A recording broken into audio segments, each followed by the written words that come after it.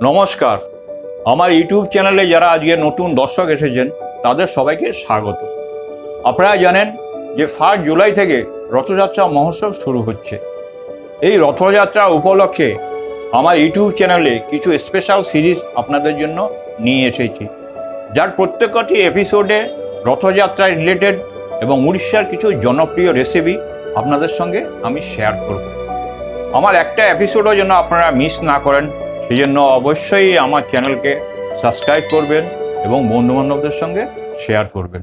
তো গাইস, আজকের এপিসোডে আপনাদের আমি দেখাবো জগন্নাথ দেবের যে 56 ভোগ আছে তার মধ্যে থেকে বিশেষ 3টে রেসিপি, যেগুলো জগন্নাথ দেবের খুবই প্রিয়। চলুন শুরু করা যাক। সবার প্রথমে আপনাদের ঘি অন্ন ভোগ দেখাবো।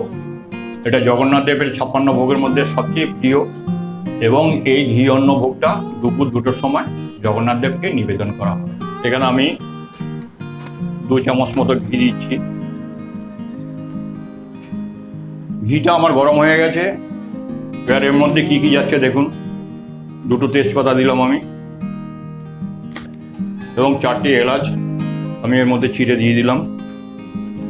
দারচিনি দিলাম সামান্য, লবঙ্গ দিলাম 3-4টে, এবং গোলমরিচ 10-12টা আমি এর মধ্যে ফোড়নে দিয়ে দিলাম। এখানে 500 গ্রামের মতো গোবিন্দভোগ চাল, এটা ভালো করে ধুয়ে আমি পরিষ্কার করে রেখেছি, এবং এই চালটা আমি ঘিয়ের মধ্যে দিয়ে দেব।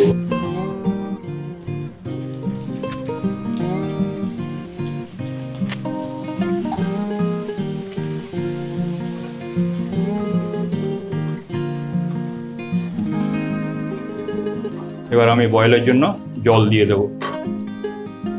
এখানে আমি 500 ml এর মতো জল দিয়ে দিলাম। এবার এটাকে আমি বয়েলের জন্য দিয়ে দিলাম এবং ঢাকনা দিয়ে ঢেকে দিলাম। এটা 10 থেকে 12 মিনিট বয়েল হবে।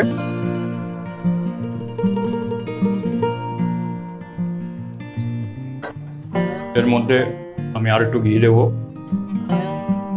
এবং একটু সিন্দুক লবণ দেবো, এবং আমি কিছু কিশমিশ দিয়ে দিলাম।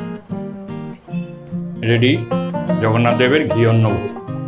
আমি গ্যাসটাকে অফ করে দিলাম। এটা দ্বিতীয় ভোগের রেসিপি, যেটা আজকে আমি আপনাদের দেখাচ্ছি। এটার নাম হচ্ছে বেসর। এটা ঠিক বেলা 12টার সময় জগন্নাথ দেবকে নিবেদন করা হয়। একটা জিনিস আপনাদের জেনে রাখা দরকার, এই জগন্নাথ দেবের ভোগে ফুলকপি, বাঁধাকপি, আলু এগুলো ব্যবহার করা হয় না, এবং কাঁচা লঙ্কা এগুলো ব্যবহার করা হয় না। কাঁচা লঙ্কার বদলে আপনারা গোলমরিচ ব্যবহার করতে পারেন। তো এতে কি কি দিচ্ছি আপনারা একটু দেখে নিন। 2টো কাঁচকলা আছে, এখানে 150 গ্রামের মতো পটল আছে, এবং এখানে 100 গ্রামের মতো ঝিঙে আছে, 200 গ্রামের মতো কুমড়ো আছে, এবং একটা রাঙা আলু আছে, এটাও প্রায় 200 গ্রামের মতো, এবং বরবটি আছে 100 গ্রাম। আমি এই কড়াইয়ের মধ্যে ঘি দিয়ে দিলাম। এখানে বিউলি ডালের বড়ি আছে, এখানে 8-10টা আমি বিউলি ডালের বড়ি, এটা আগে থেকে আমি ভেজে তুলে রাখবো। আর এর মধ্যে আমি আর একটু ঘি দিয়ে দিলাম। এখানে 5 ফোড়ন যাচ্ছে এবং কসুরি মেথি যাচ্ছে। এটাকে এমনি হাতে একটু গ্যাস করে দিলাম। এবার সব সবজিগুলো আমি এর মধ্যে দিয়ে দেবো।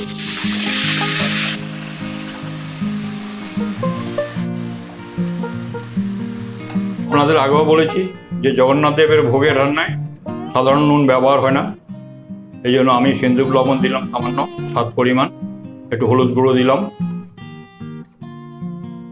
এবং গোলমরিচ গুঁড়ো দিলাম। গোলমরিচটা এই জন্য দিলাম কারণ কাঁচা লঙ্কা ব্যবহার হয় না এই ভোগের রান্না, সেই জন্য গোলমরিচ গুঁড়োটা দিলাম। এখানে 15 গ্রামের মতো সাদা সর্ষে এবং লাল সর্ষে পেস্ট করা আছে, এটা আমি এর মধ্যে দিয়ে দিলাম। এখানে বয়েলের জন্য আমি আরো 200 ml এর মতো জল দিয়ে দিচ্ছি, আর একটু বয়েল হবে এটা। আমি এই বেসরের মধ্যে একটু গুড় দিয়ে দেবো। জগন্নাথ দেবের ভোগে চিনি ব্যবহার হয় না, গুড় অথবা মিষ্টি আপনারা ব্যবহার করতে পারেন। এবার আমি এই বড়িগুলো দিয়ে দিচ্ছি, এগুলো একটু হাত দিয়ে আমি ভেঙে নিয়েছি, এটা আমি এর মধ্যে দিয়ে দিচ্ছি। এর মধ্যে 1 চামচ মতো আমি ঘি দিয়েছি, এবং এর মধ্যে 1 চিমটি আমি সর্ষে দিয়ে দিচ্ছি। এবার এটা আমি এর মধ্যে দিয়ে দেবো। আমি ঢেকে দিলাম। Ready বেসার recipe. জগন্নাথ দেবের 56 ভোগের মধ্যে এটা তৃতীয় রেসিপি। আপনারা দেখে নিন। এই তৃতীয় রেসিপিতে আমি শাক ভাজা করবো। সবচেয়ে জগন্নাথ দেবের প্রিয় শাক ভাজা, এটা নোটে শাক ভাজা, খুবই জগন্নাথ দেবের প্রিয়। আপনাদের আগেও বলেছি যে জগন্নাথ দেবের সব রান্না ঘি দিয়ে রান্না হয়। ঘিটা গরম হয়ে গেছে, আমি এই শাকটা এর মধ্যে দিয়ে দিচ্ছি। শাকের মধ্যে সামান্য একটু সেন্দুর লবণ দিয়ে দিলাম এবং সামান্য হলুদ গুঁড়ো দিলাম। এই শাকের মধ্যে আমি একটু নারকেল দিয়ে দিলাম এবং বেশ পরিমাণে নারকেল।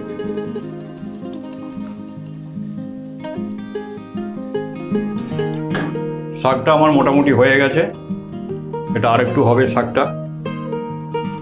আপনাদের একটা কথা জানিয়ে রাখি, পুরী জগন্নাথ যে মন্দির আছে সে মন্দিরে যে 56 ভোগ রান্না করা হয় তারই কয়েকটা রেসিপি আপনাদের আজকে আমি দেখালাম।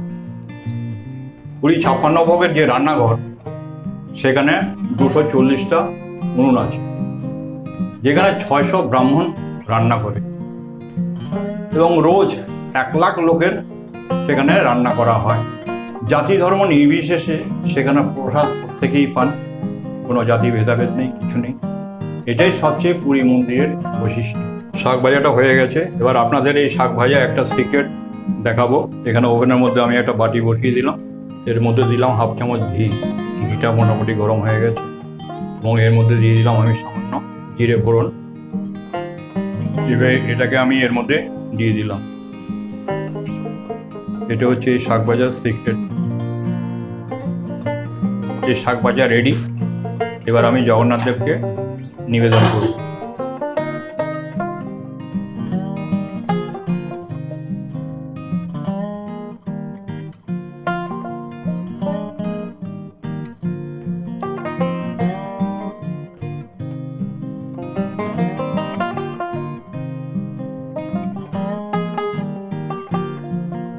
আজকের ভিডিওটা কেমন হলো আমাকে কমেন্টসে অবশ্যই জানাবেন।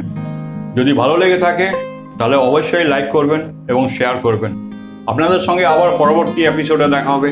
আজকে এখানেই শেষ করলাম। Thank you.